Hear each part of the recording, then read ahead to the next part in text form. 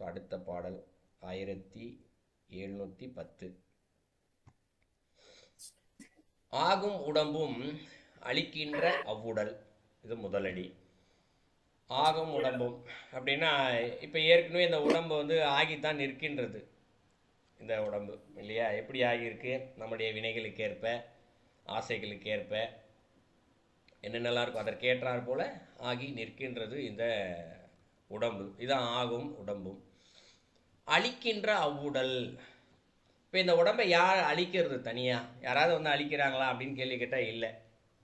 தானே நம்ம இப்போ கேட்டால் என்ன சொல்லுவோம்? தானாகவே நடக்குது, இதான் இயற்கையை அழிஞ்சு போகுது அப்படின்னு சொல்லுவோம்.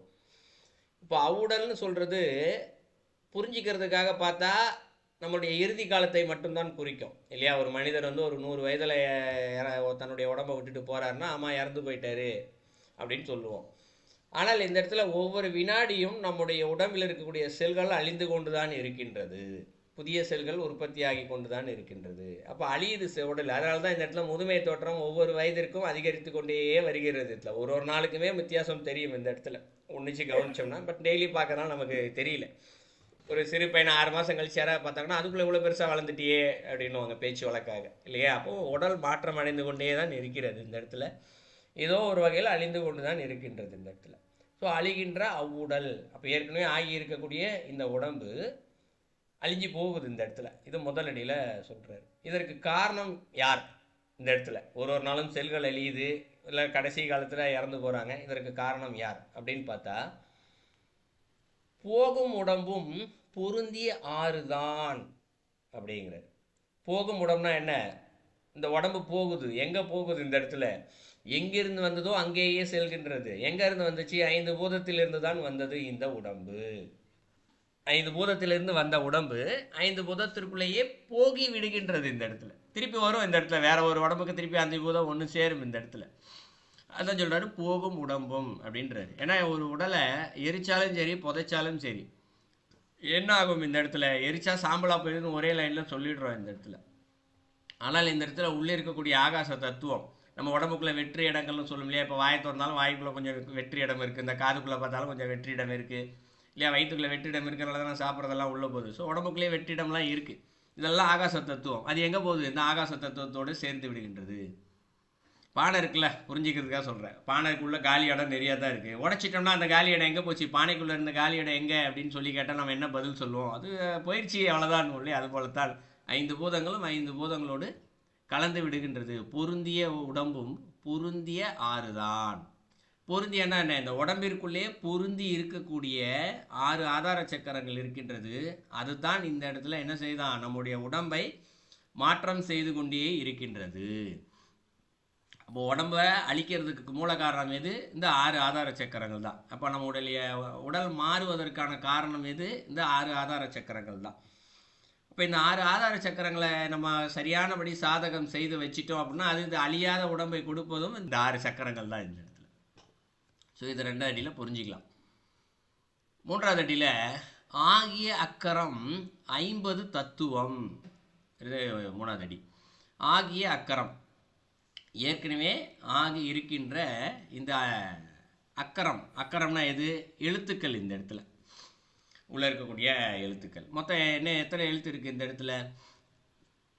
ஒரு சக்கரத்துலேயும் எழுத்துக்கள் இருக்குது. மொத்தம் சேர்த்து தான் இந்த இடத்துல நம்ம 51 எழுத்து சொல்லுவோம். அது 50 தத்துவம்னு சொல்கிறார் இந்த இடத்துல. ஏன்னா 50 எழுத்துக்கள் சொன்னார் இந்த இடத்துல.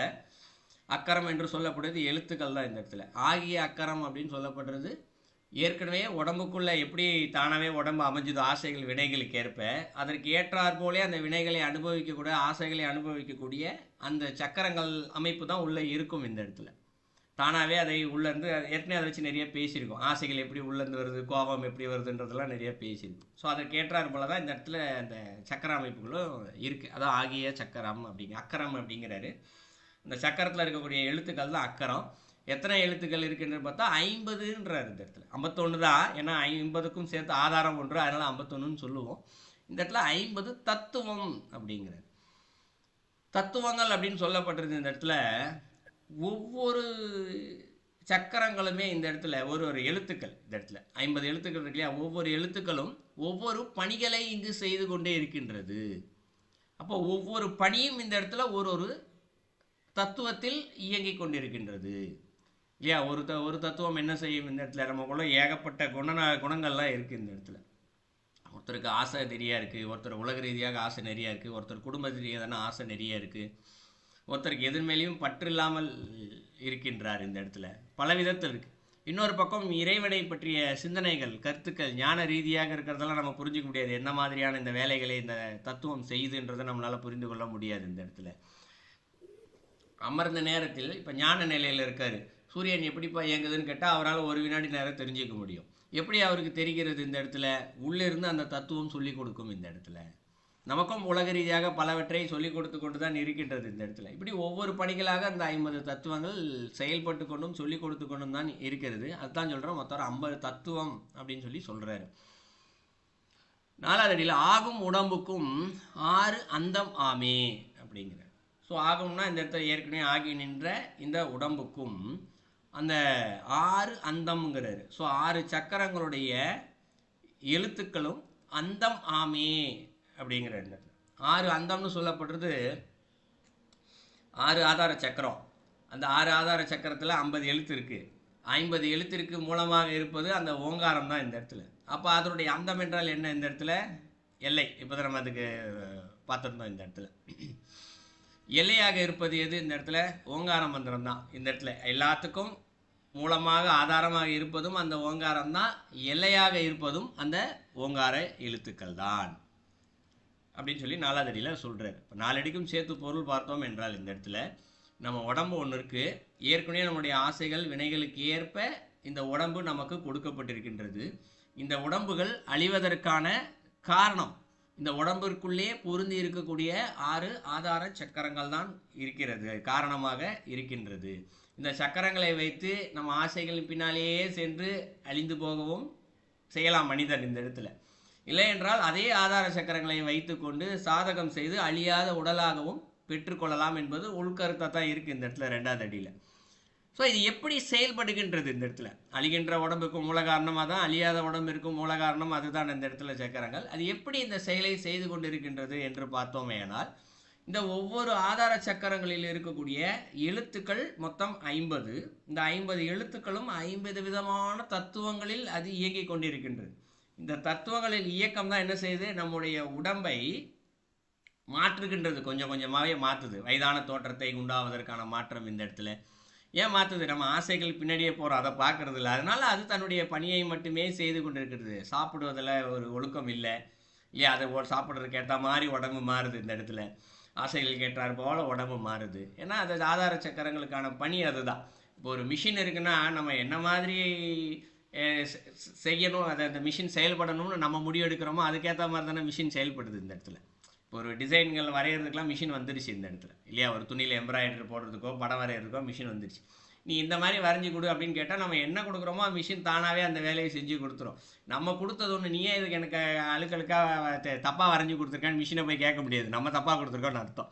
அந்த மாதிரி தான் இந்த உடம்புக்குள்ளே இருக்கக்கூடிய சக்கரங்கள், அதில் இருக்கக்கூடிய எழுத்துக்கள். நம்ம என்ன கொடுக்குறோமோ அது தான் அது வெளியில் கொடுக்குது. நம்ம இந்த இடத்துல ஆசைகள் பின்னாலேயே போகிற மாதிரி கொடுக்குறோம். அதனால இந்த உடம்பு அது என்ன பண்ணுது, கொஞ்சம் கொஞ்சமாக அழிச்சிக்கிட்டே போகுது இந்த இடத்துல. அது எப்படி அழிக்கின்றது என்பதுதான் 50 தத்துவங்கள் அப்படின்னு சொல்கிறது. 50 விதமான செயல்முறைகளில் இருந்து இது கொஞ்சம் கொஞ்சமாக அழிச்சிக்கிட்டே இருக்குது. இப்போ எழுத்துக்கள் தான் அழிக்குதான்னு கேட்டால் இல்லை. ஏன்னா எழுத்துக்களுக்கு ஆதாரமாக இருப்பது அந்த ஓங்காரம் தான். அதற்கு ஆதாரம் அந்த 50 எழுத்துக்களுக்கு ஆதாரமாகவும் அந்த ஓங்காரம் தான் இருக்குது. நமக்கு ஆதாரமாகவும் அந்த ஓங்காரம் தான் இருக்குது. அதுவும் இந்த உடம்பிற்குள் தான் இருக்கிறது. அதுதான் அனைத்திற்கும் எல்லையாகவும் இருக்கின்றது அப்படின்னு சொல்லி முடிக்கிறாரு. இது அந்த பாடலுடைய கருத்து. இந்த பாடலும் புரிந்து கொள்ள கொஞ்சம் நிறையவே கடினம் தான் இந்த பாடலும்.